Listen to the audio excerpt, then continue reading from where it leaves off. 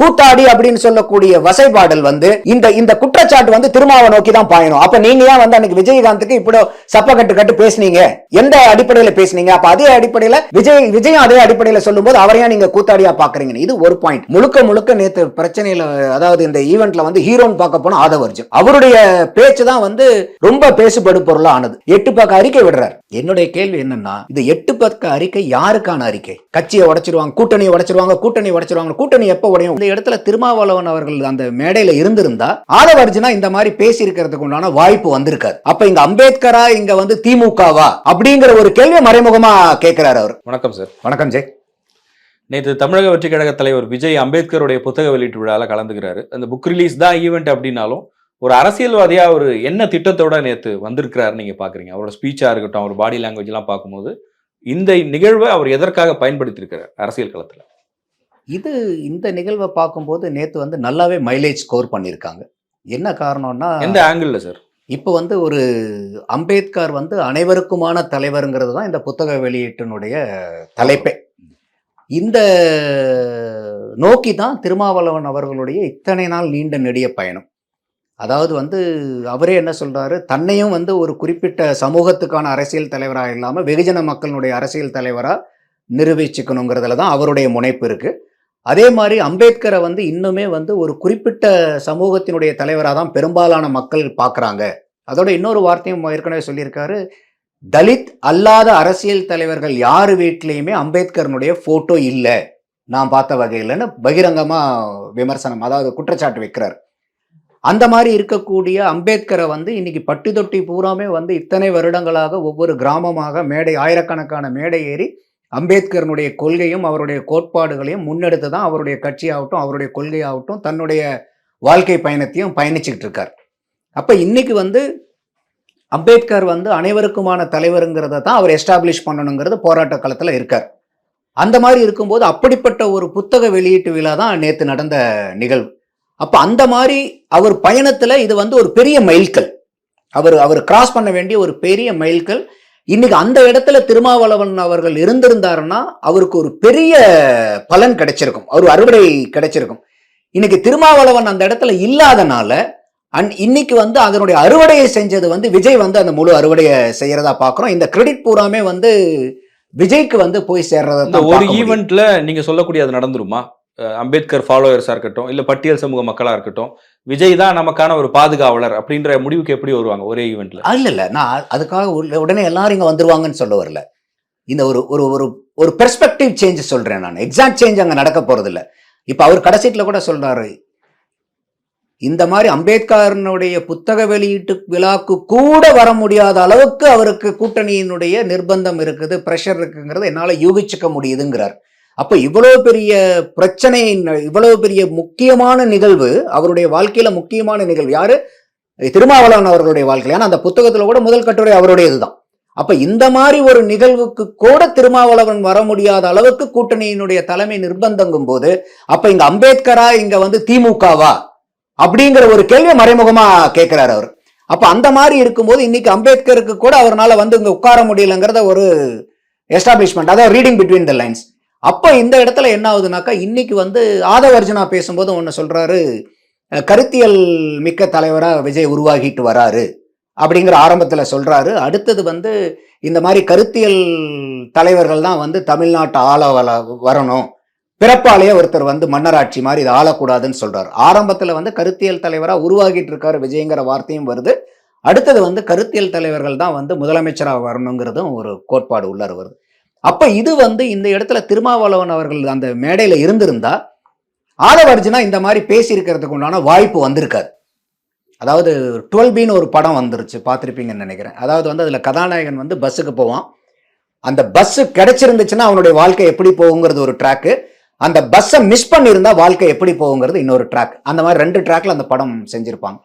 அந்த மாதிரி இன்னைக்கு திருமாவளவன் அவர்கள் அங்க இருந்தது இல்லாததுனால இன்னைக்கு இவ்வளவு நிகழ்வுகள் நம்மளால பார்க்க முடிஞ்சது. இதே திருமாவளவன் அவர்கள் அந்த நிகழ்வுல பங்கேற்று இருந்தாருன்னா இன்னைக்கு இதுல நடந்ததுல வந்து பெரும்பாலான நிகழ்வுகள் வந்து அங்க நடந்திருக்கிறதுக்கு வாய்ப்பு இல்லை. அந்த இடத்துல வந்து திருமாவளவன் அவர்களுக்கு வந்து ஒரு சின்ன சறுக்கலாவும், அந்த சறுக்கலை வந்து பெரிய அளவுக்கு வந்து ஒரு ஏணிப்படியா பயன்படுத்தி விஜய் வந்து அதிகமா மைலேஜ் எடுத்துட்டாருங்கிறத நம்மளால பார்க்க முடியும். அதுல அவர் கூட்டணி பத்தி பேசுறாரு இல்லைங்களா, அந்த பேச்சு அப்படிங்கிறது எதற்காக பேசுறாரு? இப்ப அவர் அழுத்தம்னு சொல்றதோ அரசியலுக்காக பேசுறது வேற. பட் திமுகவை கனெக்ட் பண்ணி பேசும்போது அவருடைய நோக்கம் என்ன? அதாவது இன்னைக்கு விஜயனுடைய பிரதான அரசியல் எதிரி, தேர்தல் எதிரிங்கிறது திமுகங்கிறது அவருடைய மாநாட்டிலே பிரகடனப்படுத்திட்டாரு. பிஜேபி கொள்கை அளவுல எதிரி. ஆனா இங்க தமிழ்நாட்டில் ஆண்டுட்டு இருக்கக்கூடியது திமுக தான். அந்த திமுக தான் நம்மளுடைய தேர்தல் எதிரி, அரசியல் எதிரிங்கிறத எஸ்டாப்ளிஷ் பண்றாரு.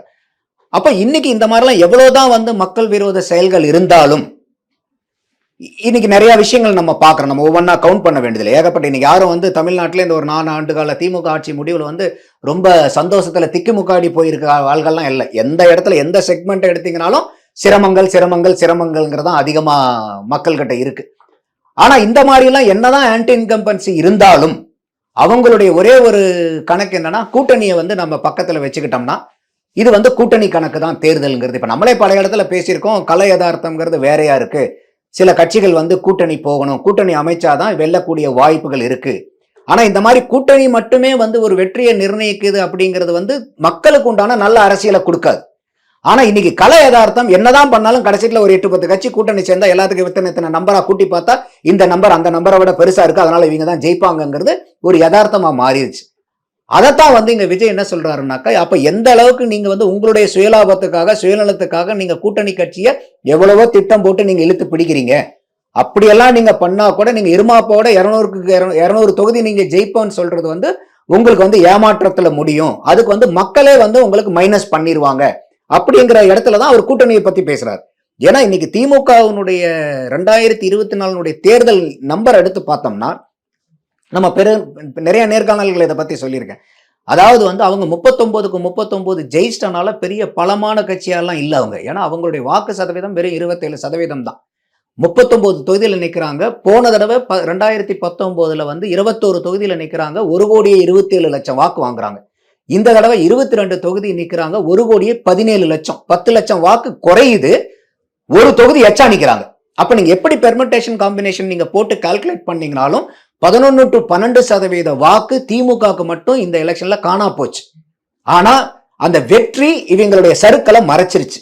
அதோட மட்டும் இல்ல, இந்த 22 தொகுதியில வெறும் 2 தொகுதி தான் 19 விட 2024 வாக்கு கூட வாங்கினது.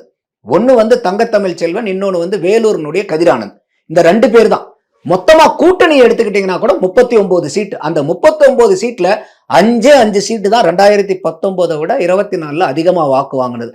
தங்கத்தமிழ் செல்வன், கதிரானந்த், திருமாவளவன் அவர்கள், சசிகாந்த் செந்தில் காங்கிரஸ், அடுத்தது வந்து நவாஸ்கனி.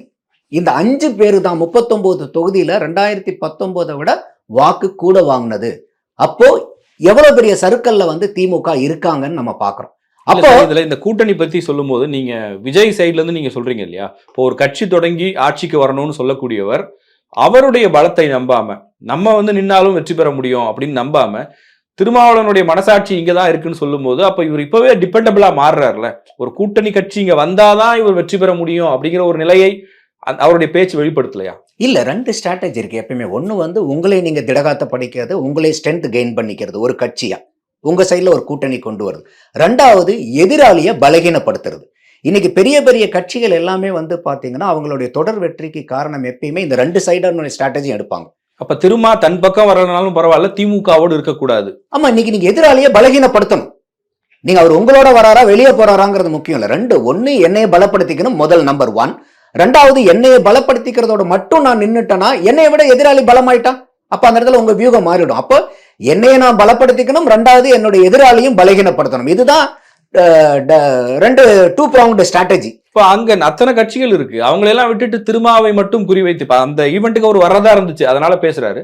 பட் ஆனா தொடர்ந்து அந்த ஒரு டாக் இருந்துகிட்டே இருக்கு. விசிகாவை தான் விஜய் எதிர்பார்க்கிறாரு, அதிமுக எதிர்பார்க்கறாங்க. ஏன் அவங்களை நோக்கி அந்த பார்வை? என்ன காரணம்னா இன்னைக்கு திமுக கூட்டணியில வந்து இங்க இருக்கக்கூடிய பிரச்சனைகளை வந்து அதிகமா பேசக்கூடியது வந்து திருமா பேசுறாரு. இதே வந்து காங்கிரஸ்களுடைய செயல்வீரர்கள் கூட்டம் நடக்கும்போது கூட கார்த்திக் சிதம்பரம் சொல்றாரு, ஒரு திருமாவளவன் அவர்கள் வந்து இன்னைக்கு மக்கள் பிரச்சனையை சத்தமா பேசுற அளவுக்கு கூட காங்கிரஸ்ல நம்ம இவ்வளவு பெரிய பாரம்பரிய கட்சி, அவர் எழுப்புற குரலை கூட நம்மளால பேச முடியலையே, இவ்வளவு அடக்கி வச்சிருக்கீங்களேன்னு ஆதங்கப்படுறாரு. அப்ப இந்த இடத்துலதான் வந்து திருமாவளவன் அவர்கள் வந்து மத்த கட்சியை விட, கூட்டணியில் இருக்கக்கூடிய கட்சிகளை விட அதிகமா அங்க இருக்கக்கூடிய நெருடல்களை வந்து இவர் கேள்வி கேட்டுட்டு இருக்காரு. அதாவது முன்னெடுப்பு எடுக்கிறாரு. திருப்பி என்னாவது பிரச்சனை வந்து அவங்க கிட்டே அவரு அந்த பிரச்சனைக்கு வந்து, இப்ப உதாரணத்துக்கு வந்து பாத்தீங்கன்னா மது ஒழிப்பு மாநாட்டை எடுத்துக்கங்க. யாருக்கு எகென்ஸ்டான மாநாடு எடுது? டாஸ்மாக்கு எகென்ஸ்டா மாநாடு. அப்ப அந்த டாஸ்மாக நடத்துறது யாரு? தமிழக அரசாங்கம். அந்த தமிழக அரசாங்கத்தை வழி நடத்துறது யாரு? திமுக. அப்ப திமுகக்கு எதிரான மாநாடு. அந்த திமுகக்கு எதிரான மாநாட்டை ஏற்பாடு பண்ணிட்டு கடைசியில திமுகவினுடைய டிகேஎஸ் இளங்கோவனையும் பாரஸ் பாரதியும் பக்கத்துல உட்காருது. இதுலதான் வந்து திமுகவினுடைய ராஜதந்திரத்தை நீங்க பார்க்கணும்.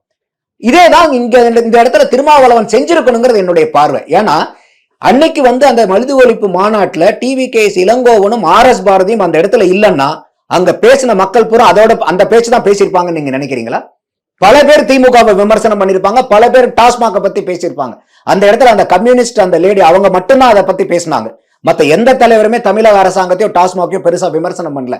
காரணம் என்னன்னா 2 ஆட்களை திமுகவுல இருந்து அங்க அனுப்பிச்சு விட்டுட்டு அந்த ஒட்டுமொத்த வீரியத்தையும் இவங்க டிஃப்யூஸ் பண்ணாங்க. அந்த வீரியத்தை வலுவிழக்க செஞ்சாங்க திமுக.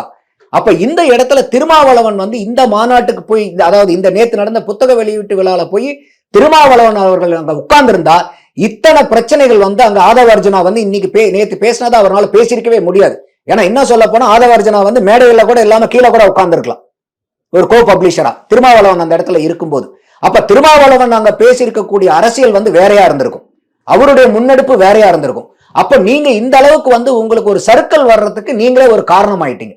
அப்ப நீங்க திமுக வந்து அந்த மது ஒழிப்பு மாநாட்டை வந்து வலுவிழக்க வச்சதுக்கு அவங்க ஆள் அனுப்பிச்ச மாதிரி நீங்களே இன்னைக்கு அங்க போய் உட்கார்ந்து இருந்தீங்கன்னா இவ்வளவு பெரிய தாக்குதலோ விமர்சனங்களோ இன்னைக்கு உங்க கட்சிக்குள்ளார இருக்க இவ்வளவு புகைச்சல் ஏற்படுறதுக்கு வாய்ப்பு இல்லாம பண்ணிருக்கலாம். திருமாவளவன் அவர்கள் வந்து நான் தொலைநோக்கு பார்வையை பார்த்துதான் அப்படிங்கிற ஒரு 8 பக்க அறிக்கை விடுறார். என்னுடைய கேள்வி என்னன்னா, இந்த 8 பக்க அறிக்கை யாருக்கான அறிக்கை?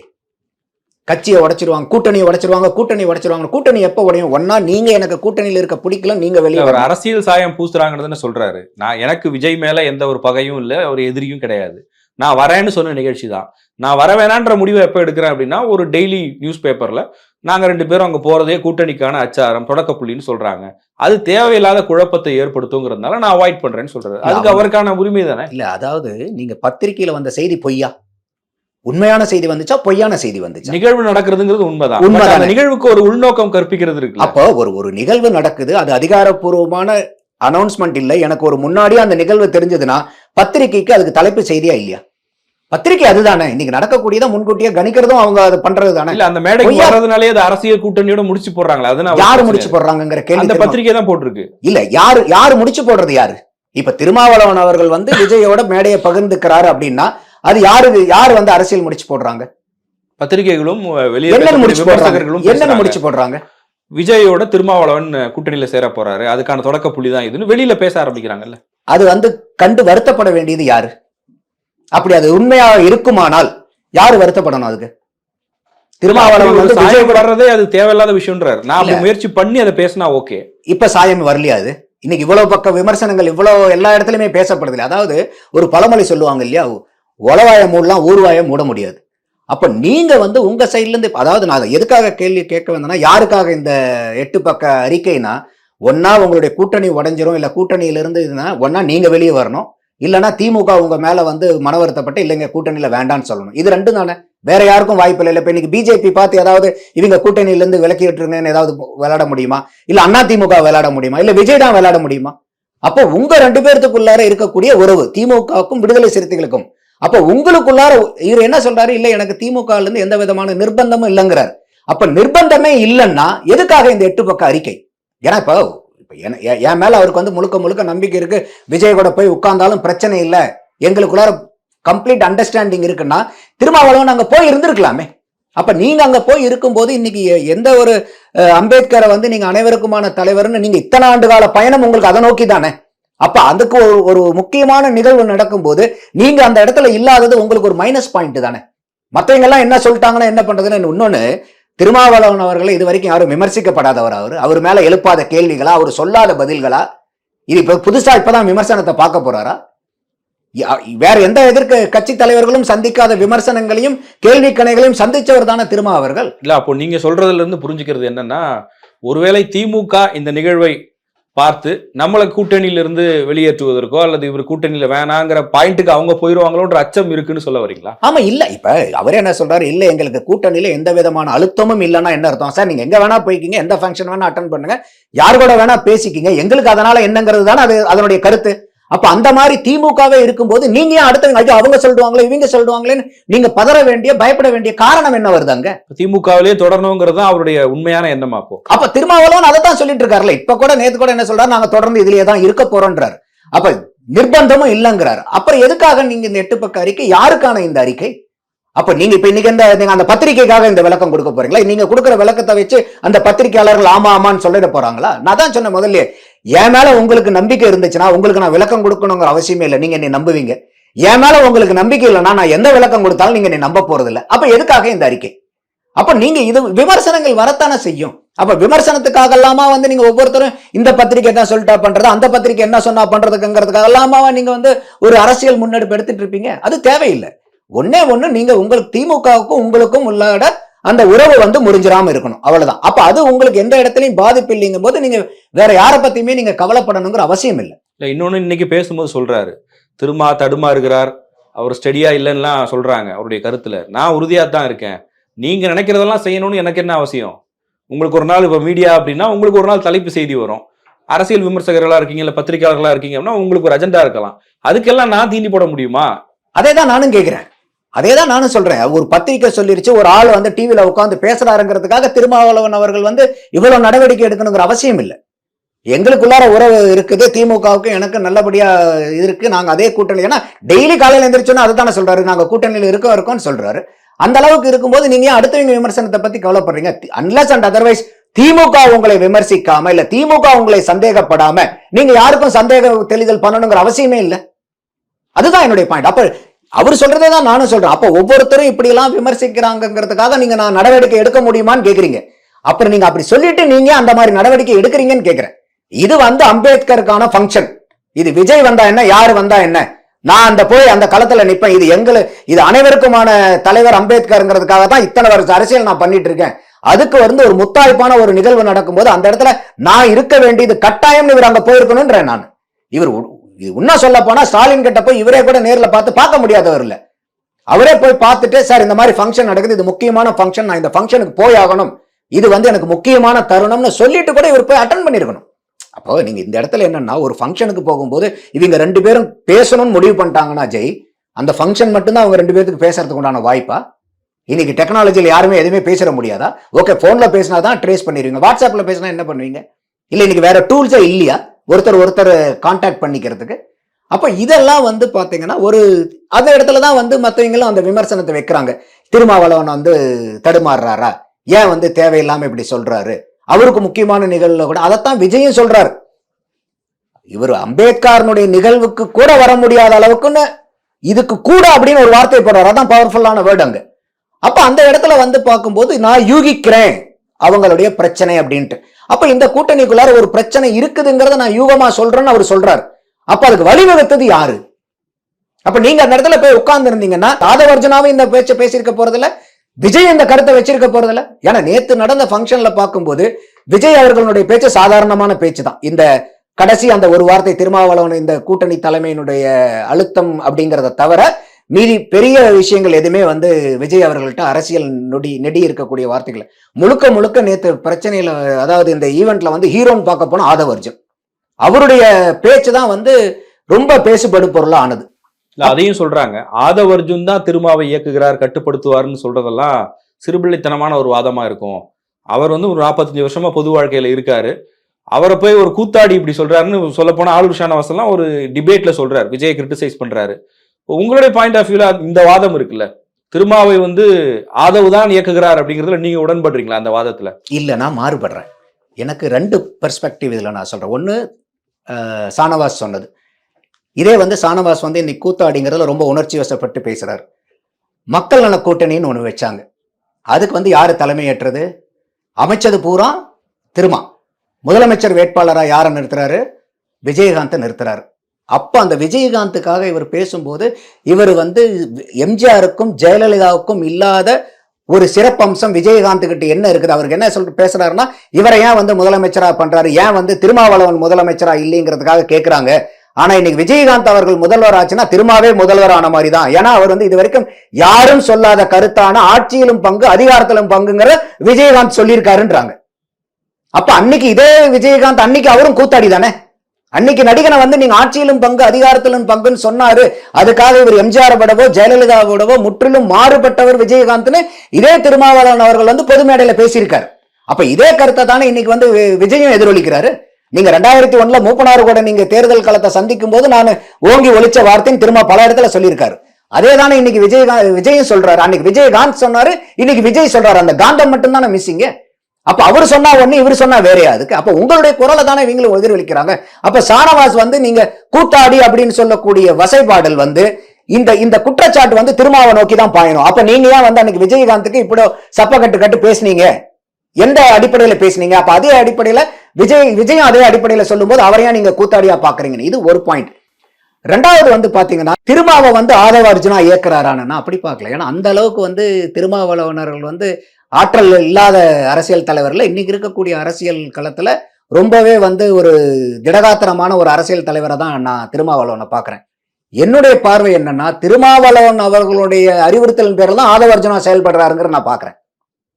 Aadhav Arjuna is not directing Thirumavalavan. Thirumavalavan is directing Aadhav Arjuna. How to move the coins. எப்படி சொல்றீங்க? பெரிய ஸ்டேட்மெண்டா இருக்கு. ஆமா, என்ன காரணம்னு கேட்டீங்கன்னா, இன்னைக்கு ஆதவ அர்ஜுனா யாரு? அந்த கட்சியினுடைய துணை பொதுச் செயலாளர் விசிகால. அப்ப அந்த துணை பொதுச் செயலாளர் வந்து ஒரு தாண்டோனித்தனமா அவருடைய கருத்தை வெளியே வச்சிட முடியுமா? கருத்து சுதந்திரம் இருக்குல்ல, யார் மேலயும் அப்படி ஆக்ஷன் எடுத்துற மாட்டாங்க. ஓகே, ஒரு தடவை சொல்லலாம், 2 தடவை சொல்லலாம். தொடர்ந்து 3 பேட்டி தனியார் தொலைக்காட்சிக்கு அவர் முன்னாடி கொடுக்கிறாரு. ஆட்சியிலும் பங்கு அதிகாரத்திலும் பங்கு. அப்ப நேத்து வந்த சினிமால இருந்து வந்தவங்க வந்து துணை முதல்வர் ஆகும்போது அண்ணன் வந்து திருமாவளவன் அவர்கள் வந்து முதலமைச்சர் ஆகக்கூடாதா, துணை முதலமைச்சர் ஆகக்கூடாதா, வட மாவட்டங்கள்ல எங்களுடைய வாக்கு வங்கி இல்லாம ஜெயிச்சிட முடியுமா, எங்களை போய் தனியா நின்னுன்னு சொல்றீங்களா? அப்ப இது அந்த கட்சிக்கும் பொருந்தும் தானே. அப்ப இந்த கட்சியெல்லாம் வந்து தனியா நின்று ஜெயிக்கிட்டு பர்சன்டேஜை காமிக்கிட்டுமே. அப்ப இதையெல்லாம் சொல்லும் போது இதெல்லாம் வந்து திருமாவளவன் அவர்களுடைய கருத்தினுடைய ஒற்றுமை இல்லாம தான் அவர் பேசிட முடியும் நீங்க நினைக்கிறீங்களா? அப்போ 2 வகையில நம்ம பாக்குறோம். ஒண்ணு கூட்டணியை காப்பாத்துறது, இன்னொன்னு கட்சியை காப்பாத்துறது. ஆதவ அர்ஜுனோட வேலை என்ன? அவர் எதுக்கு பொதுச் செயலாளர், துணை பொதுச் செயலாளர் எதுக்கு? விடுதலை சிறுத்தைகள் கட்சிக்கா இல்ல வந்து திமுக கூட்டணிக்கா? எதுக்கு அவர் துணை பொதுச் செயலாளர்? கட்சிக்கு தானே. அப்ப அவர் கட்சியினுடைய வளர்ச்சிக்காக தானே அவர் பாடுபட முடியும். எந்த இடத்துலயாவது திருமாவளவன் அவர்களுக்கு களங்கம் வர மாதிரி ஏதாவது பேசியிருக்காரா? இல்ல வந்து அவருடைய இருக்கும்போதே அப்படி பேசுறாரு, மன்னர் ஆட்சின்னு பேசுறாரு, ஒரு சினிமாவையே கண்ட்ரோல் பண்றாங்க ஒரு ப்ரொடக்ஷன் கம்பெனி. இதைத்தான் வந்து இன்னைக்கு சொல்றாரு திருமாவளவன் அவர்கள் வந்து இல்ல எங்களுக்கு உடன்பாடு இல்ல அந்த கருத்துல மட்டும் ஆட்சியில பங்கு அதிகாரத்துல பங்கு எல்லாம் நான் ஓங்கி ஒழிச்ச குரல்ங்கிறார். அப்ப இப்போ எந்த இடத்துலயாவது நீங்க ஒரு கட்சின்னு ஒரு நிர்வாகி போடும்போது அந்த கட்சி நிர்வாகிக்குன்னு ஒரு வேலை செயல் திட்டங்கள் இருக்கும்ல. அந்த கட்சியினுடைய துணை பொதுச் செயலராக அவர் கட்சியை வளர்த்தணும் இல்லையா? அப்ப அதுக்குண்டான முன்னேற்பாடு அவர் இருக்கிறார். இப்ப இந்த மன்னர் ஆட்சி, இந்த 2026 இந்த மன்னர் ஆட்சியை தூக்கி எறியணும், பிறப்பாலேயே வந்து ஒரு முதலமைச்சர் வரக்கூடாதுங்கிறத பூரா திருமாவனுடைய குரல் இல்லை. அந்த இடத்துலதான் இன்னைக்குதான் திருமா வந்து அவர் வந்து விலகி நிற்கிறார். இது வந்து எங்களுடைய கருத்து இல்ல வெளியில இருந்து வேற யாராவது இயக்குறாங்களா? இப்ப நீங்க சொல்ற மாதிரி ஒருவேளை திருமா தான் இயக்குறாருன்னா அவர் சொன்னதை தாண்டி ஒரு வார்த்தை அவர் பேச மாட்டாரு. ஆனா இவ்வளவு ஒரு ஸ்ட்ராங்கான ஸ்டேட்மெண்ட்ஸ் வைக்கிறாருன்னா அப்ப வேற வெளியில இருந்து வேற சக்திகள் அவர் இயக்குதான் இல்ல. நான் பாக்குறது வந்து திருமாவளவன் அவர்கள் வந்து 2 பக்கமும் வந்து காயின் நவுத்துறாருன்னு நான் பாக்குறேன். ஒண்ணு கட்சியினுடைய வளர்ச்சி, அது வந்து ஆதவ அர்ஜுனா மூலியமா. கூட்டணியை இழுத்து பிடிக்கிறது தன்னுடைய பலத்து மூலியமா, இல்ல மத்த இருக்கக்கூடிய அமைப்பு ஆட்கள் மூலியமா. அப்ப இந்த இடத்துல இன்னொரு பார்வையை நீங்க பாத்தீங்கன்னா, இன்னைக்கு விடுதலை சிறுத்தைகள் கட்சியிலேயே ஒரு 2 பாகமா பிரிஞ்சிருக்கிறத நம்மளால யதார்த்தமா பார்க்க முடியுது. ஒண்ணு கூட்டணியில இருக்கிறனால கிடைக்கக்கூடிய செல்வாக்கு, பதவி, தேர்தல் போட்டியிட்டு எம்எல்ஏவோ எம்பி ஆக்கி பலனடைகிற கூட்டம் ஒண்ணு. 2வது உண்மையாலுமே அந்த கட்சிக்கு வந்து தன்னுடைய வாழ்க்கையை ரத்தம் சிந்தி வேர்வையை சிந்தி குடும்பத்தெல்லாம் கூட விட்டுட்டு வந்து விடுதலை சிறுத்தைகள்ங்கிற கட்சி திருமாவளவன் அவருடைய தலைமையில இன்னும் ஓங்கி வளரணும் அப்படிங்கிறதுக்காக கட்சியினுடைய வளர்ச்சிக்காக பாடுபடக்கூடிய ஒரு கூட்டம். 2 ஃபேக்ஷன் இன்னைக்கு அங்க இருக்கிறத பார்க்க முடியுது. இன்னைக்கு பெரும்பாலான ஆட்கள் வந்து இன்னைக்கு ஆதவ அர்ஜுனாக்கு பின்னாடி வந்து அந்த கட்சியில நிறைய பேர் திரண்டு இருக்காங்க. நான் சொல்ற மாதிரி கட்சி துரிதமா வளர்ந்து கட்சியில இருக்கக்கூடிய, ஏன்னா நீங்க இன்னைக்கு கூட்டணியில இருக்கிற வரைக்கும் ஒரு 10 பேர் பலனடையலாம். ஆனா இதே நீங்க அந்த ஒரு கட்சி தனிப்பட்ட கட்சியா வளரும் போது ஆயிரக்கணக்கான பேர் பலனடைவாங்க. அப்போ ஒரு கட்சியில் இருக்கக்கூடிய உண்மையான தொண்டன் எதை விரும்புவான்? 10 பேர் லாபம் அடைகிறத, பலனடைகிறத விரும்புவானா? ஒரு ஆயிரக்கணக்கான மக்கள், அடித்தட்டு மக்கள் மேல வரணுங்கிறத கட்சியில் இருக்கிறவன் விரும்புவானா? அப்போ இந்த 2 பகுதியா நம்மளால பார்க்க முடியுது. அப்ப இன்னைக்கு கூட அந்த மீட்டிங்ல பாத்தீங்கன்னா, அந்த மீட்டிங்கை முடிஞ்சு கடைசியா அந்த ஸ்டேஜை விட்டு போனது பாத்தீங்கன்னா ஆதவ அர்ஜுனா. ஏன்னா இந்த மீட்டிங் முடிஞ்சதுக்கு அப்புறம் எல்லாம் அந்த விடுதலை சிறுத்தைகள் கட்சி ஆட்கள் பூரா அவரை போய் அங்க சூழ்ந்துக்கிறாங்க. அவரை போய் சூழ்ந்து அவருக்கு அவ்வளவு தூரம் பாராட்டு மழை, அது இது கை கொடுக்கறது, பேசுறது, பண்றது, போட்டோ எடுக்கிறது. அப்போ அந்த அளவுக்கு வந்து கட்சிக்குள்ளார அவருக்கு வந்து இருந்த காலம் குறுகிய காலம் தான். அந்த குறுகிய காலத்துல இன்னைக்கு ஏற்கனவே இருக்கக்கூடிய அந்த கட்சி நிர்வாகிகள், 2ஆம் கட்ட தலைவர்கள் ஏற்படுத்தின பாதிப்பை விட, பாசிட்டிவ் இம்பாக்டை விட ஆதவ அர்ஜுனா அவங்க தொண்டர்கிட்ட நல்லா போய் சேர்ந்திருக்காரு. ரீச் அதிகமா இருக்கு.